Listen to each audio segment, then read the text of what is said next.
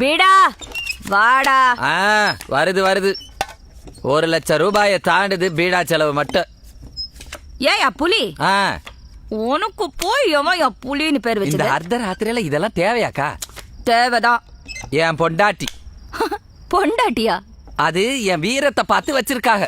ஓஹோ, அப்படின்னா எதுக்கு கல்யாணம் ஆகி ஒரே வாரத்துல துரத்தி விட்டா?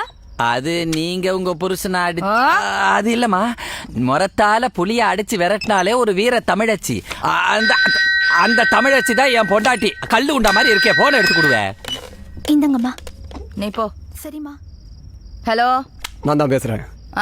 சொல்லுங்க. இப்பதான் ஞாபகம் வந்துச்சா? ஓ, அவரா? ஆமா, பொண்டாட்டி புருஷங்குள்ள சண்டை வர்றது சகஜம்தான். அதுக்கு பொண்டாட்டி தான் கோச்சிக்கிட்டு அப்பா வீட்டுக்கு போவா. நீங்க எதுக்கு எங்க அப்பா வீட்டுல போய் உட்காந்துட்டு இருக்கீங்க?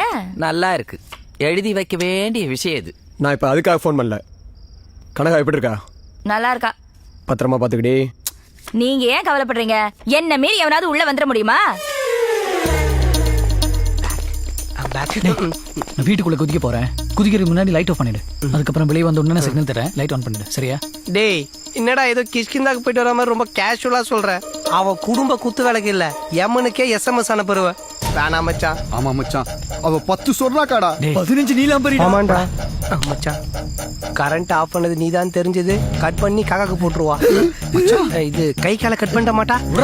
லைட் ஆஃப் பண்ண போறியா இல்லையா? ஏன்பா மும்மரமா ஆடுறீங்க? ஜோக்கர் என்னப்பா? ஆண்டவா, இதான் பார்த்தோன்னா இருக்கணும்.